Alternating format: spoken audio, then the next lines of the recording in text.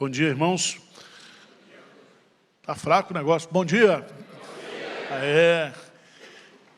Tem gente que já vai ficar para o culto das 11, né? Fica aí mesmo. Abra sua Bíblia em Gênesis capítulo 6. Vamos ver se a gente chega até o verso 11, que é a primeira metade do livro. E a primeira divisão do livro de Gênesis. Eu espero que vocês, durante a semana, leiam a Bíblia, tá? Principalmente se você está conosco aqui, leia os Salmos e leia Gênesis. E hoje nós vamos passar aqui pela corrupção da terra, pelo primeiro juízo de Deus universal, que foi o dilúvio, e o recomeço.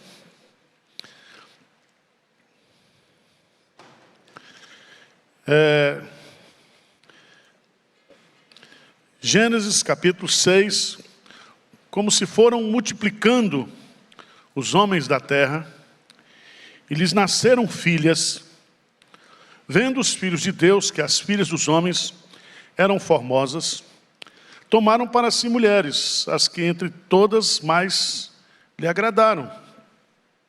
Então disse o Senhor: o meu espírito não agirá para sempre no homem, pois este é carnal, e os seus dias serão 120 anos.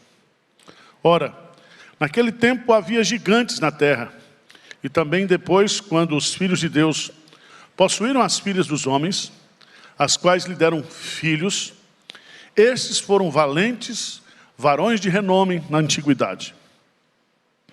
Viu o Senhor que a maldade do homem se havia multiplicado na terra, e que era continuamente mal todo o desígnio do seu coração. Então se arrependeu o Senhor de ter feito o homem na terra, e isto lhe pesou no coração. Disse o Senhor: farei desaparecer da face da terra o homem que criei, o homem e o animal, os répteis e as aves dos céus, porque me arrependo de os haver feito. Porém, Noé achou graça diante do Senhor. Eis a história de Noé. Noé era homem justo e íntegro entre os seus contemporâneos. Noé andava com Deus e gerou 3 filhos, Sem, Cã e Jafé. Só para a gente recapitular, você com a Bíblia aberta aí, Gênesis 1 e 2, a criação de todas as coisas.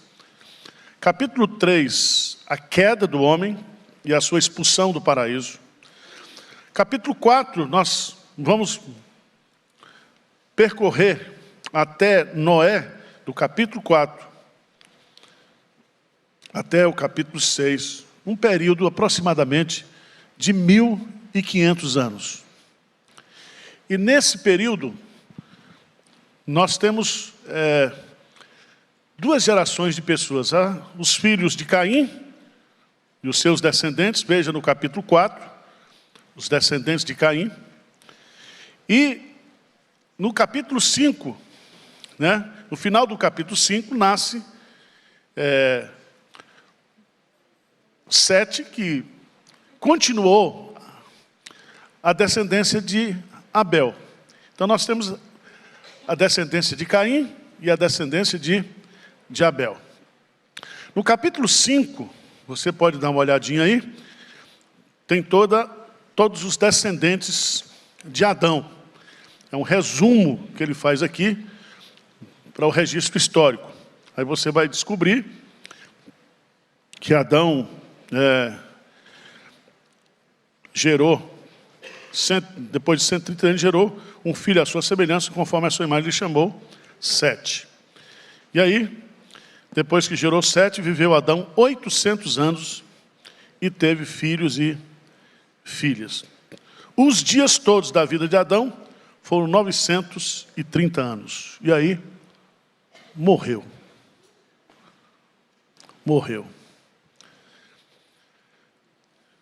O que houve na terra nesse período?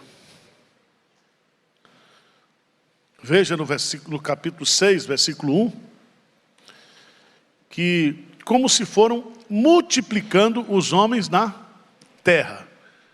Isso é o cumprimento da ordem que Deus dá para o homem lá, Adão e Eva: crescei, multiplicai e enchei a terra.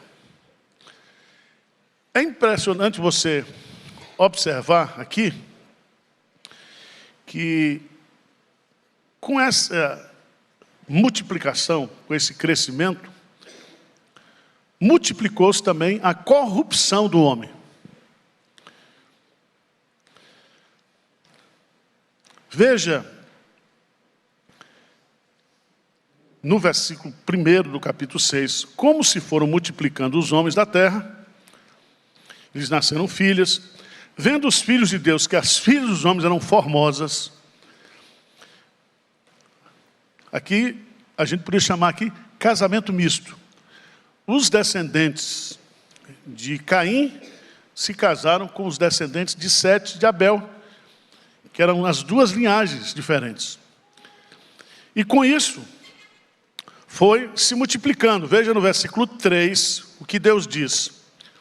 Então disse o Senhor: o meu espírito não agirá para sempre no homem, pois este é o quê? Carnal. E os seus dias serão 120 anos. Você se lembra que aqui no capítulo 5, aquela geração viveu 900, 800. Agora Deus reduziu a vida do homem para 120. 120. No versículo 4, ora, naquele tempo havia gigantes na terra. E também depois, quando os filhos de Deus possuíram as filhas dos homens, os quais lhe deram filhos, esses foram valentes varões de renome na antiguidade. Eu quero chamar a sua atenção porque existe aqui uma confusão muito grande. Quando os filhos de Deus possuíram as filhas dos homens. É daqui que vem aquele conceito de Nefilim. Então eu quero explicar isso aqui para você. Os filhos de Deus são os representantes da linhagem de Sete. Não foram anjos caídos que geraram filhos gigantes. Os filhos gigantes, eles existem e foram habitar justamente em Canaã. Esses gigantes, você se lembra da história de Golias e de outros que nós temos ali? Quando a terra foi espiada por Moisés, o relatório que veio é que aquela terra era habitada por gigantes. E Josué, quando vai conquistar a terra, ele vai enfrentar esses gigantes e vai matar esses gigantes. Eu queria que você abrisse a sua Bíblia em Mateus capítulo 22, versículo 30. Pergunta para você que é teólogo: os anjos se reproduzem?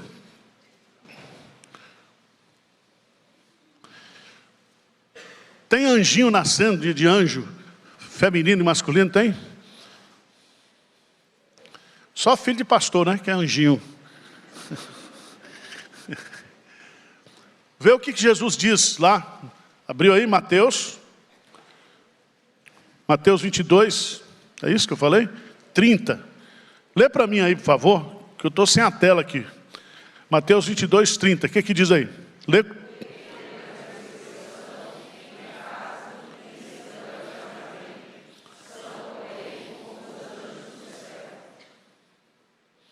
Os anjos do céu nem se casam, nem se dão em... Então eles não reproduzem. O número de anjos que Deus criou continua o mesmo, tá? Aqui na terra, os homens cresceram e se multiplicaram e encheram a terra. Mas na esfera celestial não tem casamento de anjo, nem reprodução angelical. Vocês estão entendendo ou não? Então, tem pastor que diz, não, aqui os anjos. Veja bem, essa expressão, filhos de Deus, que aparece no versículo 4, em nenhum momento da Bíblia é aplicado a anjos caídos. Filhos de Deus aqui aplicado aos crentes. É só você ler 1 João, ou o próprio Evangelho de João. Aqueles que o receberam, deu-lhes o poder de serem feitos filhos de Deus, que não nasceram da carne e do sangue, nem da vontade do varão. Ou seja, os filhos de Deus são aqueles que foram gerados espiritualmente por Deus. Então, esse negócio de pegar esse texto aqui e achar que teve cruzamento de anjo com mulher aqui na terra, isso não tem fundamentação bíblica. O que ele está colocando aqui é que houveram casamentos mistos, né? E multiplicou-se a maldade humana. Veja no versículo 5, 6 e 7. Veja os verbos que aparecem aí. No versículo 5, o que Deus viu? Ele viu. O que diz aí? Viu o Senhor que a maldade do homem se havia o quê? E que era continuamente mal todo desígnio do seu. Veja bem, aqui não multiplicou apenas os homens na terra, no versículo 1. Viu o Senhor que a maldade do homem se havia o quê? Multiplicado. Então a maldade do homem está no coração. É do coração do homem que procedem todos os seus atos maldosos.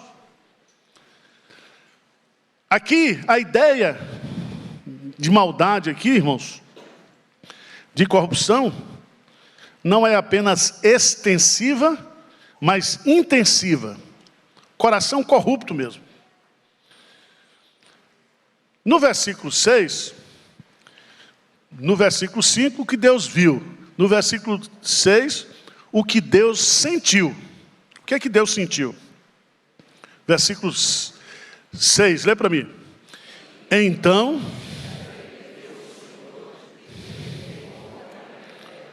isso lhe pesou no... Claro que isso aqui é a linguagem humana para descrever o sentimento de Deus. Porque Deus não se arrepende. Como nós nos arrependemos.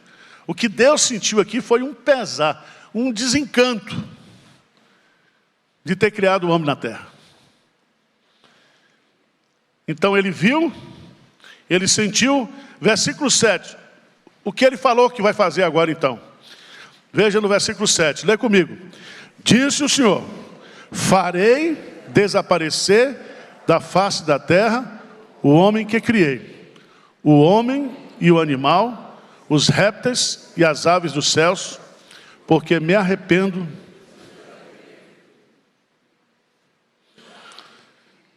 Deus então resolve julgar a terra, mandar o seu juízo.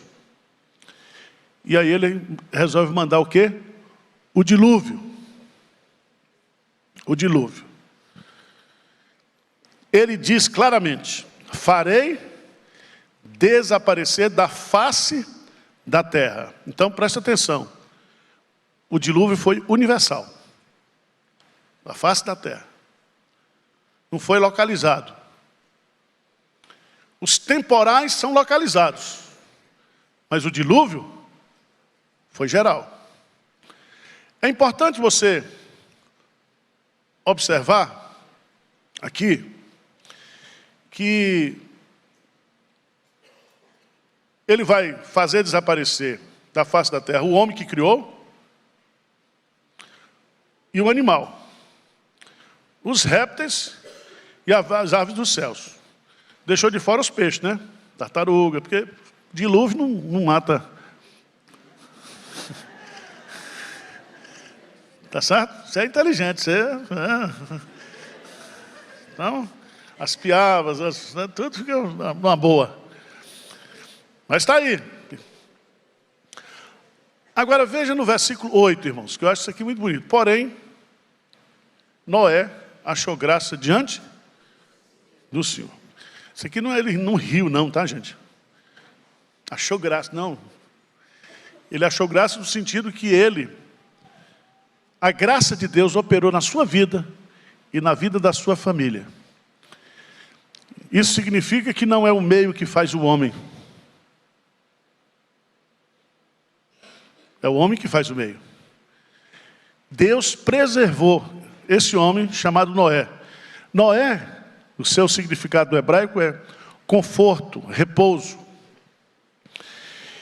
E Noé, essa figura histórica, aparece 50 vezes na Bíblia, em 9 livros, a citação sobre ele.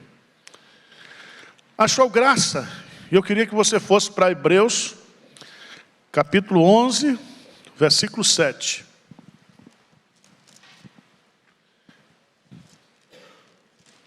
Hebreus 11, 7. Vamos ver? O que é que diz lá? Hebreus 11, 7. Diz assim: pela fé, Noé, divinamente instruído acerca de acontecimentos que ainda não se viam, e sendo temente a Deus, aparelhou uma arca para a salvação de sua casa, pelo qual condenou o mundo e se tornou herdeiro da justiça. Então ele foi justificado pela fé. A graça trouxe a fé para ele, e trouxe a justiça de Cristo para ele, e ele foi salvo, ele foi justificado pela fé. Diz o texto que pela fé ele construiu a arca, pela fé ele obedeceu, pela fé ele temeu a Deus, pela fé ele obedeceu. Porque construir a arca no deserto é coisa para doido, não é? 120 anos construindo, 120 anos pregando, mas ninguém se converteu. E Deus então, irmãos, vai limpar a terra, vai destruir tudo e vai repovoar a terra a partir da família de Noé. 8 pessoas. Então, aquilo que começou com 2 pessoas em Gênesis 2, 3, agora 8 pessoas. Deus vai repovoar. Então, no versículo 11 em diante, a terra estava corrompida à vista de Deus e cheia de violência. Viu Deus a terra e eis que estava corrompida, porque todo ser vivente havia corrompido o seu caminho. Grife isso aí, porque todo ser vivente havia corrompido o seu caminho na terra. Então, disse Deus a Noé: resolvi dar a cabo de toda a carne, porque a terra está cheia da violência dos homens. Eis que os farei perecer juntamente com a terra.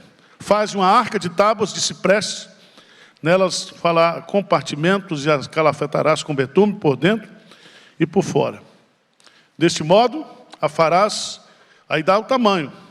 300 côvados será o comprimento, 50 a largura e a altura de 30.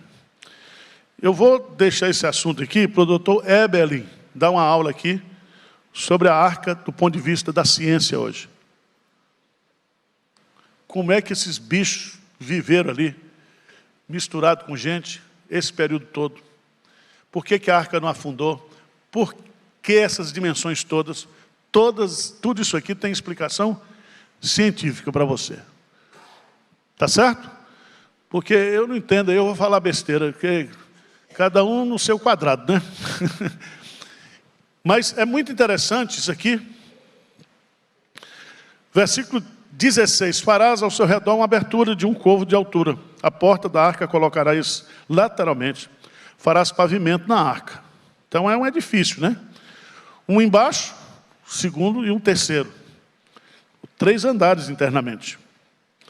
Porque estou para derramar águas em dilúvio sobre a terra, para consumir toda a carne que há fôlego de vida debaixo dos céus. Tudo o que há na terra perecerá. Vamos destacar alguns pontos aqui, nesses versos, né? Nos versos 11 e 12, a terra está corrompida. Abra a sua Bíblia, por favor, lá em 2 de Pedro, capítulo 2, versículo 5. 2 de Pedro 2, 5.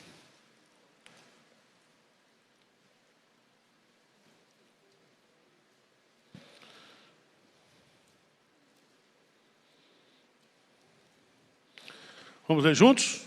2 de Pedro 2,5. O que diz?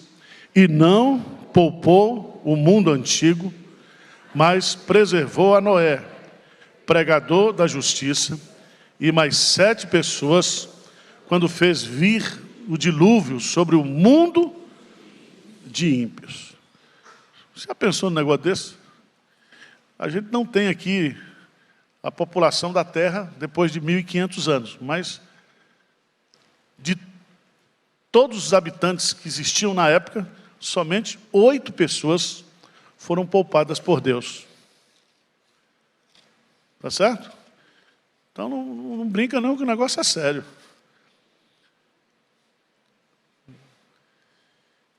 E você vai observar nos versos 6 e 7, no verso 13, que o dilúvio vai ser universal.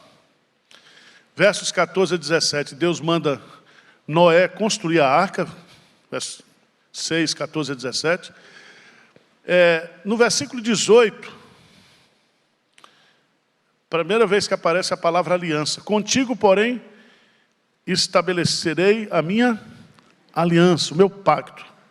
Entrarás na arca, tu e teus filhos e tua mulher, e as mulheres de teus filhos. Noé pregou 120 anos. Ninguém se salvou. Mas ele teve o privilégio de Deus salvar toda a sua família. Então, aí vem aqueles comentários, né? O melhor pregador não é aquele que ganha o mundo inteiro. É que não deixa perder o quê? A sua família. Mas aqui foi graça. Irmãos, não existe explicação na Bíblia. Nós temos pai crente que teve filho ruim. Você tem pai ruim que teve filho crente. Isso é um mistério. É um mistério da graça de Deus. Ele salva quem Ele quer. Tá certo? A gente faz a parte da gente. Faz tudo errado. Na criação dos filhos. E aí se diz, não, eu criei bem meus filhos. Olha, estão todos na igreja. Seja tonto, meu filho. Se está na igreja é porque Deus quis. Foi a graça. Você é um neurótico, esquizofrênico, do jeito que você é. Você acha que você criou bem filho? Você tem coragem de escrever um livro? Como criar filhos bem criados? Hein? Você tem coragem? Eu não. É a graça de Deus. Deus faz aliança de salvar a sua família. Vocês sabem que essa arca, ela aponta para quem? Para Jesus Cristo. Foi Deus que abriu a porta da arca. Ele entrou, mas foi Deus que fechou e Deus que abriu. Crê no Senhor Jesus Cristo e será salvo tu e a tua casa. Deus trabalha com família. Deus, Ele gosta muito de presbiteriano, porque a gente também só trabalha com família. Você vai ver no decorrer da história. 19 a 22. Você acha que Noé chamou a mulher dele, os filhos e as noras, para correr atrás de bicho? Pega. Como é que foi esse negócio? Para botar dentro da arca. O que você acha? Eles não entendiam de bicho nenhum. Não tinha ainda os catálogos, né, dos animais. Foi Deus que trouxe. Deus não levou os animais para Adão dar nome? Então é Deus que traz. E tem algumas aves vão mais casais. E é tão bonito, irmãos, porque vão os casais, né? Macho e fêmea. A própria natureza mostra esse aspecto da criação de Deus. Então não tem cachorro boiola, nem jumento baitola, não tem. Pode até projetar, mas não tem. Vai todo mundo. Porque Deus quer o quê? Dar continuidade, vai reproduzir. Ele vai repovoar a terra. Juntou os animais. Vamos para o capítulo 7. Capítulo 7. A arca ficou pronta. Isso, do capítulo 6 para o capítulo 7, 120 anos. Foi o período que Noé pregou. Deus vai mandar o dilúvio. Então Deus dá 7 dias para Noé entrar na arca. Veja aí. Disse o Senhor a Noé: entra na arca, tu e toda a tua casa, porque reconheço que tem sido justo diante de mim no meio dessa geração. De todo animal limpo levarás contigo 7 pares, o macho e sua fêmea. Mas dos animais imundos, um par, o macho e sua fêmea. Também das aves do céu, 7 pares, macho e fêmea, para se conservar a semente sobre a face da terra. Porque daqui a quantos dias? 7 dias. Tem 7 dias para entrar na arca, botar os bichos todos, fazer o estoque de alimento, tudo, 7 dias. Veja lá. Quantos anos tinha Noé quando ele entrou na arca? Versículo 6. Tinha Noé quantos anos? 600 anos de idade. 600 anos, é tempo pra caramba. Casado com a mesma mulher.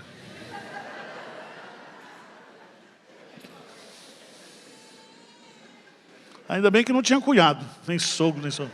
Se teve, ficou. Pensa no negócio. Diz o texto, versículo 7. Por causa das águas do dilúvio, entrou Noé na arca. Ele, com seus filhos, sua mulher e as mulheres dos seus filhos. Aí vai descrevendo. Versículo 10. E aconteceu que depois de 7 dias vieram sobre a terra as águas do dilúvio. Então veja bem, no ano 600 da vida de Noé, aos 17 dias do 2º mês, nesse dia, romperam-se todas as fontes do grande abismo e as comportas dos céus se abriram. Então, o dilúvio durou 40 dias e 40 noites. Veio água de cima e brotou água de baixo. E a terra foi tomada por água. Até que todos os montes de outeiros fossem cobertos. O que nós vamos aprender aqui, irmãos?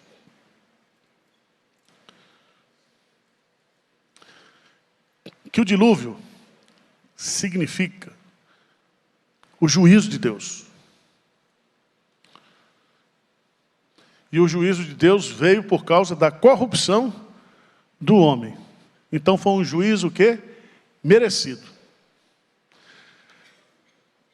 Eu queria que você observasse que esse juízo, ele, de fato, ele é universal. Se você pegar no 6:7, farei desaparecer da face da terra. Se você for para o 7:4, porque daqui 7 dias farei chover sobre a terra, e da superfície da terra exterminarei todos os seres que fiz. Então, o dilúvio foi universal. Abra sua Bíblia lá em Mateus, capítulo 24.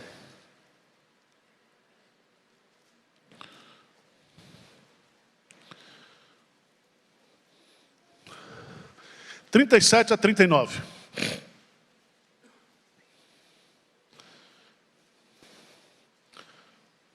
(24, 37 a 39). Vamos ler juntos? Pois assim como foi nos dias de Noé, também será a vinda do Filho do Homem. Porquanto, assim como nos dias anteriores ao dilúvio, comiam, bebiam, casavam-se, davam-se em casamento, até o dia em que Noé entrou na arca. E não perceberam, senão quando veio o dilúvio, e os levou a todos assim será também a vinda do Filho do Homem. Presta atenção que o dilúvio serve para ilustrar a volta de Cristo. A volta de Cristo será universal ou vai ser localizada? Ele vai descer na Europa. O que vocês acham? Universal. Os céus se abrirão e ele voltará em poder e glória. E aí virá o juízo final. O juízo final para aqueles que estão vivos sobre a face da terra e para aqueles que já morreram e que ressuscitarão para o juízo final. Veja, por favor, 2 de Pedro, capítulo 3, 2 de Pedro, capítulo 3, versos de 3 a 7.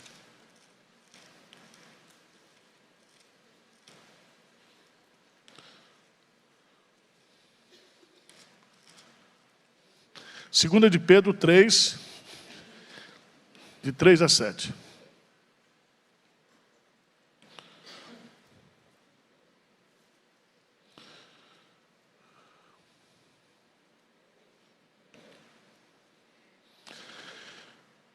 Diz o que aí?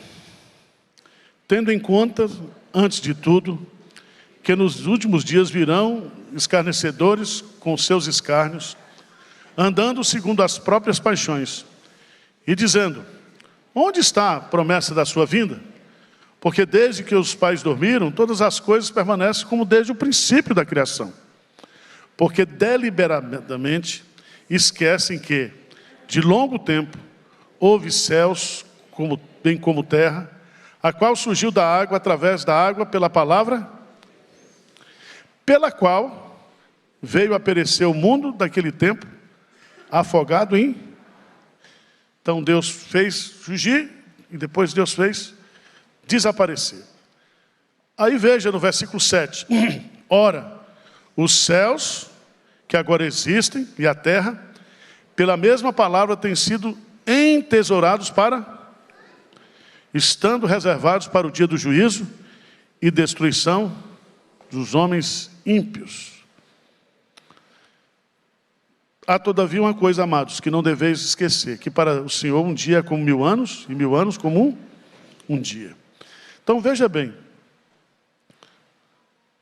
teve o primeiro juízo, que foi com o dilúvio, agora virá o segundo juízo, com a volta de Cristo. Um foi com água, o segundo vai ser com fogo. E o Putin já estava no avião dele lá, todo pronto para soltar umas bombas atômicas. Não precisa... Só precisa, se ele receber a autorização de Deus, né, se Deus permitir. Nós já temos, irmãos, aí, bombas atômicas prontas para destruir a Terra pelo menos 16 vezes. Só 2 países, Estados Unidos e a Rússia, tem 80%. Então vai acabar com fogo, tá? Então capricha, se arrume, faz botox, faz tudo. Vai acabar com fogo. Pergunta que o pessoal fala: pastor, o crente pode ser cremado? Pode. E se for ruim, crema 2 vezes, para não ressuscitar.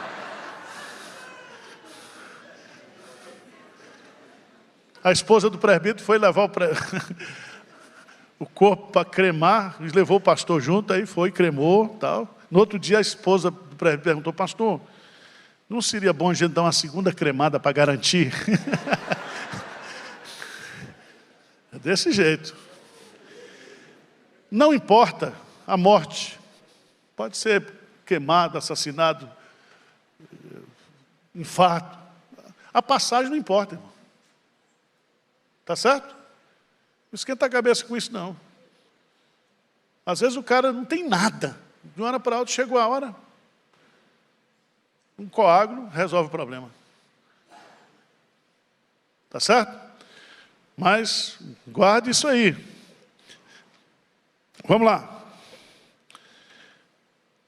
Capítulo 8 de Gênesis.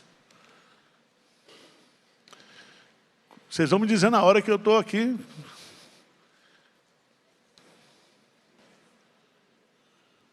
Gênesis capítulo 8.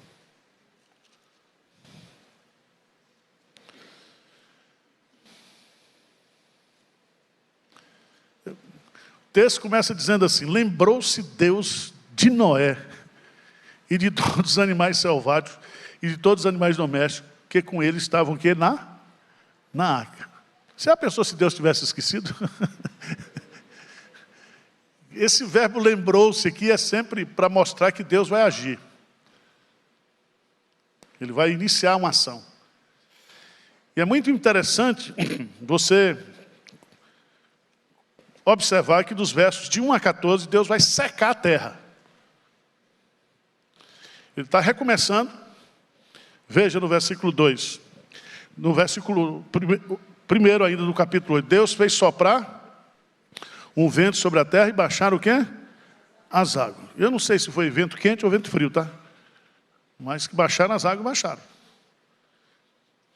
Outra coisa interessante, versículo 2. Fecharam-se as fontes do abismo e também as comportas do céu. Então não brota mais água da terra, nem vem mais água do céu.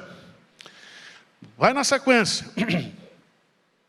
As águas iam se escoando continuamente de sobre a terra e minguaram ao cabo de 150 dias. Para mandar o dilúvio foram quantos dias e quantas noites? 40 dias e 40 noites. Para secar, 150. Então dá mais trabalho de secar do que encher, né? Veja no texto que Deus é que está fazendo tudo.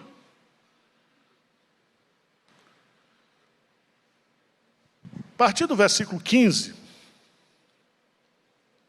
8:15,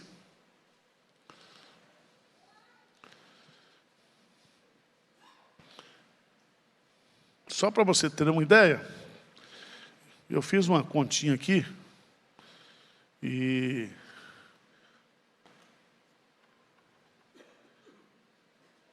perdi a conta. Porque vai dando aí, e foi mais ou menos 1 ano e 7 dias, se eu não me engano, desde quando começou o dilúvio, até Noé sair da arca. É no versículo 15, o versículo 14 dizia: aos 27 dias do segundo mês, a terra estava seca. Então disse Deus a Noé: sai da arca, e contigo tua mulher e teus filhos, e as mulheres de teus filhos. Os animais que estão contigo de toda a carne, tanto aves como gado, todo réptil que rasteja sobre a terra, faz sair a todos para que povoem a terra. Sejam fecundos e nelas se multipliquem. Saiu, pois, Noé, com seus filhos, sua mulher e as mulheres de seus filhos. E também saíram da arca todos os animais, todos os répteis, todas as aves e tudo que se move sobre a terra, segundo as suas famílias.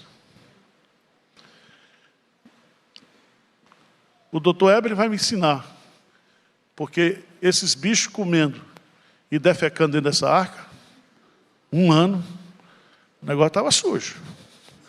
Eu não sei se tinha sistema de limpeza, né? Mas tem explicação científica para isso, ele vai mostrar. Eu queria destacar aqui, é que Deus, Ele recompensa a fé de Noé, né? Dos versos 15 a 19, o que Deus está mostrando para ele é o seguinte: todos morreram, mas vocês foram salvos. O juízo de Deus veio sobre todos, mas aqueles que estavam na arca da promessa, da aliança, foram protegidos. E essa figura aponta para Cristo, que a nossa salvação está em Cristo. Ele é a arca da nossa salvação. Aquele que está em Cristo, nova criatura é. E agora, Noé vai adorar a Deus. Eu acho isso bonito. No versículo 20, levantou Noé um altar ao Senhor, e tomando de animais limpos e de aves limpas, ofereceu holocausto sobre o altar. Então, depois de ser salvo, o que o crente faz? O salvo? Adora, né? Depois da salvação vem a adoração, que Noé faz tudo direitinho. E agora, versos 21 a 22. Porque nesse período do dilúvio, todos os ciclos, né, as estações, as marés, tudo foram desestabilizados. Então o que Deus vai fazer? Vamos ver no versículo 21 e 22. E o Senhor aspirou o suave cheiro do holocausto que foi oferecido e toma algumas decisões. Primeiro, não tornarei a amaldiçoar a terra por causa do homem, porque é mau o desígnio íntimo do homem desde a sua mocidade. Nem tornarei a ferir todo vivente como fiz. Então Deus vai dizer, eu não vou mais repetir esse juízo. Tá certo? Por quê? Porque Noé, através dos seus descendentes, irão chegar a Abraão, e Abraão vai chegar a Jesus. E quando Jesus vem, ele estabelece aquilo que ele chama o ano aceitável do Senhor. E no período da primeira vinda de Cristo até a segunda vinda, que é chamada últimos dias, o evangelho vai ser pregado a todas as nações. Então virá o fim. E o fim não virá mais por água. O fim não será um temporário, mas vai ser definitivo. Porque aqui foi a segunda chance que Deus deu para a humanidade. Então Deus, ele vai restabelecer a ordem natural. A terra não será mais amaldiçoada. Veja que ele diz também, no versículo 22, enquanto durar a terra, não deixará de haver sementeira e ceifa, frio, calor, verão e inverno, dia e noite. Então está garantido, tá, gente? Pode confiar. Então nós vamos ter as estações do ano, nós vamos ter a terra produzindo para sustentar o homem, nós teremos a normalidade. Deus não vai interferir mais na normalidade das leis que Ele próprio criou. Tá bom? Agora vamos para o capítulo 9. Capítulo 9. Aqui no capítulo 9, Deus dá 4 instruções para Noé. Veja aí, ele começa dizendo, abençoou Deus a Noé e a seus filhos e disse, sede fecundos, multiplicai-vos e... Então, meu amigo, agora manda bala. Você está com 600 anos, ó, né? Come umas raízes aí, uns negócios e manda bala. Vamos encher a terra. A mesma ordem que foi dada para Adão e Eva, foi dada agora para Noé e aos seus filhos. Veja no versículo 7, que ele repete, o que diz? 9:7. Mas sede fecundos e multiplicai-vos, povoai a terra e multiplicai-vos nela. Então, a primeira instrução que Deus dá para Noé é multiplique a vida. Multiplique a vida. Versos 2 a 4. Deus vai instruir Moisés que ele vai sustentar a vida humana. Veja aí no versículo 2. Pavor e medo de vós virão sobre todos os animais da terra e sobre todas as aves do céu. Tudo que se move sobre a terra e todos os peixes do mar, nas vossas mãos serão o quê? Entregue. Vocês vão dominar sobre os animais. Tudo que se move e vive, ser-vos-á para alimento. Como vos dei a erva verde, tudo vos dou agora. Então Deus não é orgânico, tá? Nem vegetariano. Deu bicho e deu semente. Então picanha é coisa de Deus. Churrascaria é coisa de Deus, né? O que Deus está mostrando aqui, Ele está dizendo, multiplique a vida, porque eu vou o quê? Sustentar a vida. Irmãos, eu não sei se você tem dúvidas sobre isso, mas quando você acorda de manhã e tem um pãozinho para você comer, um leite para você beber, um café para você fazer, quem está fazendo isso é Deus, tá? Deus cuida da gente. São cerca de 8 bilhões de pessoas hoje no mundo, mais de 8 bilhões, sendo alimentadas por Deus. É Deus que manda a chuva, é Deus que faz brotar a semente, é Deus que multiplica o gado.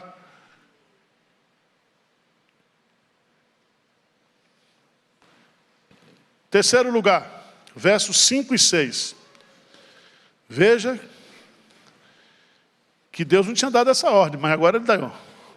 Certamente requererei vosso sangue, o sangue da vossa vida, de todo animal requererei, como também da mão do homem, sim, da mão do próximo, e cada um requererei a vida do homem. Se alguém derramar o sangue do homem, pelo homem se derramará o seu, porque Deus fez o homem segundo a sua imagem, a sua semelhança. Então, Deus que criou o homem tem o direito de tirar a vida do homem, mas o homem não tem o direito de tirar a vida do outro homem. Então, Deus estabelece aqui, pelo fato do homem ser alma vivente, é que estabelece aqui o princípio do respeito à vida humana. Eu estou estudando esse assunto na Bíblia, sobre o aborto. Irmãos, é um encanto você descobrir, né, e você entender, biblicamente falando, o valor da alma humana para Deus. Então, uma pessoa que defende aborto, ele está defendendo um crime hediondo contra um ser humano que não pode se defender. Mas o ser humano, ele surge na concepção. Isso não há dúvidas, nem para a ciência, nem para o ensinamento da palavra de Deus.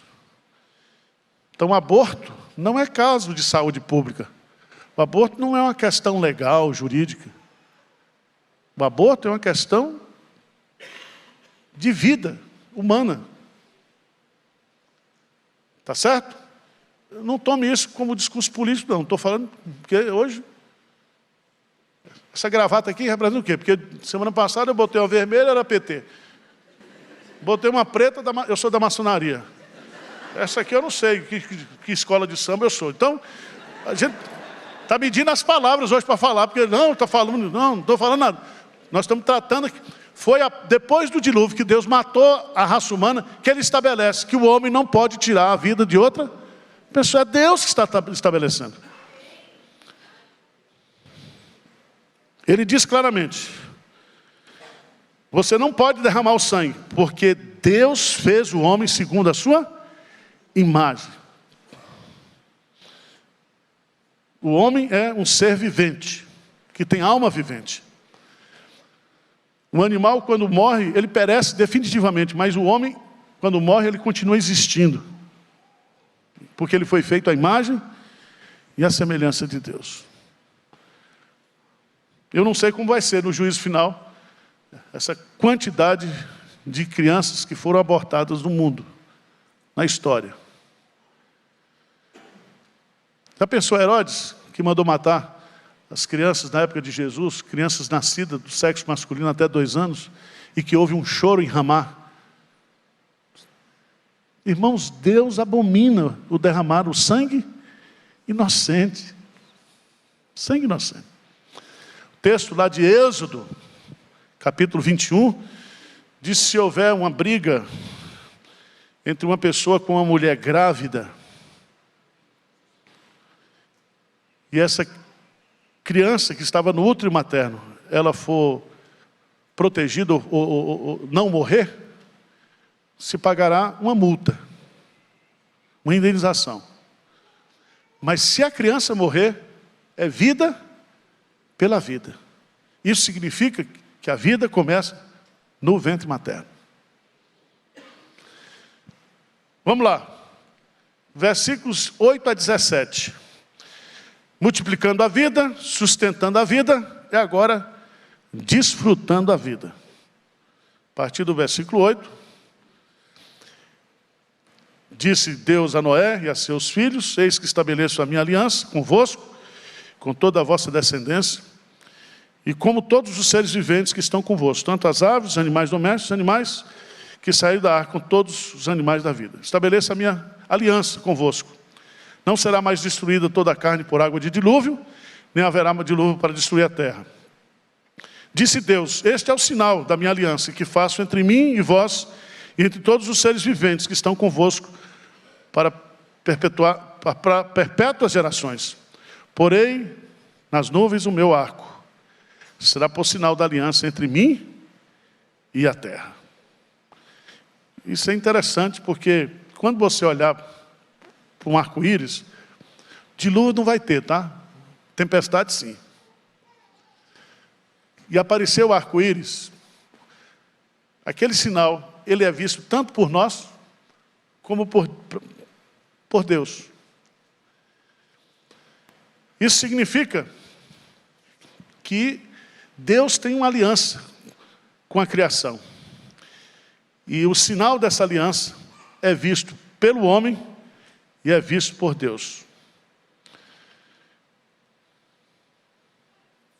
Vamos lá. Versículo 14 e 15. Sucederá que quando eu trouxer nuvens sobre a terra e nelas aparecer o arco, veja o que Deus diz: então me lembrarei da minha aliança firmada entre mim e vós, e todos os seres viventes de toda a carne, e as águas não mais se tornarão em dilúvio para destruir toda a carne. O arco estará nas nuvens. Vê-lo-ei, ó, Deus está dizendo, eu vou ver, e me lembrarei da aliança eterna entre Deus e todos os seres viventes de toda a carne que há sobre a terra.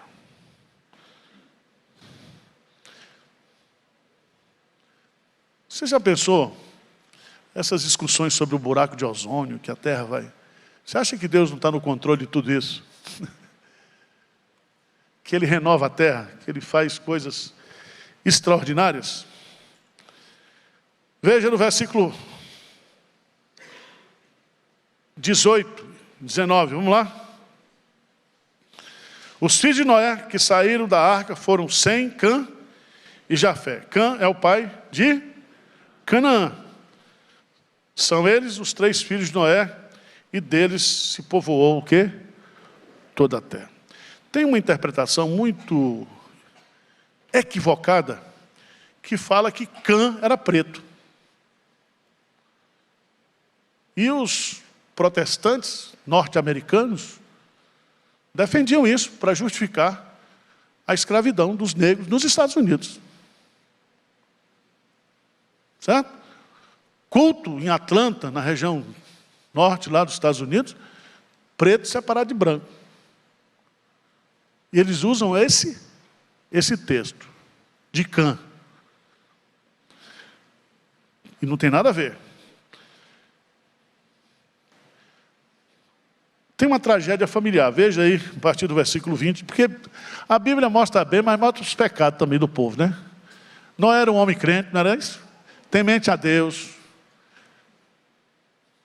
que obedeceu a Deus, que fez tudo que Deus pediu. Mas ele planta uma vinha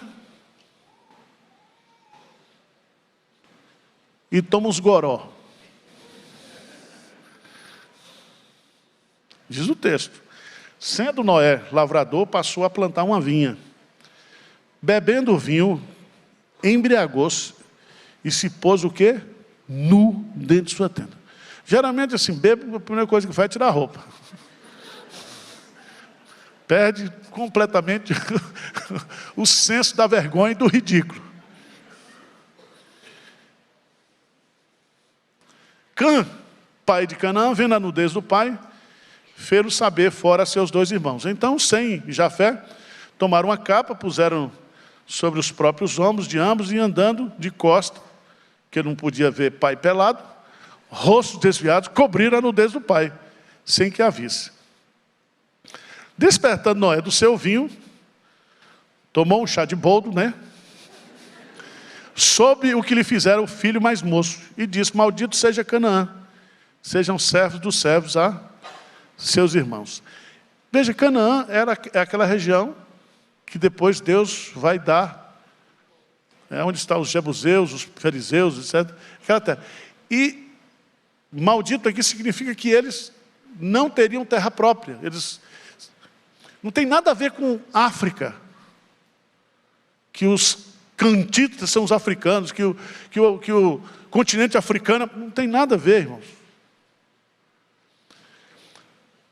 Os 3 descendentes aí, cada um vai ter um significado. Noé, no versículo 28, passando o dilúvio, viveu ainda 350 anos. Ele entrou com 600, com mais 350. Então, somando aí, versículo 29, todos os dias de Noé foram o quê? 950 anos. E morreu. Só tomou um porre na vida. Não é para você tomar, tá? O que ele está colocando aqui é que não existe crente perfeito. E outra coisa, não tem idade que o cara esteja imune a fazer o quê? Uma besteira. Tem besteira de adolescente, de jovem e de velho. Não tem? Agora veja o capítulo 10, só para a gente encerrar. Que horas são aí, gente? 10h26. Então, vou terminar aqui, porque a gente encerra. Aí, eu queria que você lesse depois, né? Os descendentes, que aí vão surgir as nações. Veja como é que termina o capítulo 10, versículo 32. O que é que diz aí? São estas as famílias dos filhos de Noé, segundo as suas gerações, nas suas... E destes foram disseminadas as nações da terra, depois do quê? Do dilúvio. Então, a terra foi repovoada, os bichos foram soltos, né? E tudo voltou ao princípio da normalidade e do recomeço. Então, vamos ficar por aqui. Vocês gostaram da aula ou não? Eu estou esforçando, estou estudando. Minha esposa disse que quando eu estudo e oro, eu prego melhor do que o pastor Hernandes.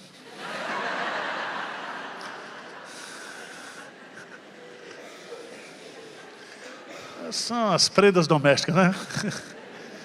Jesus já dizia que os inimigos são os da própria casa, né? Então a gente tem que... Vamos ficar de pé para a gente orar?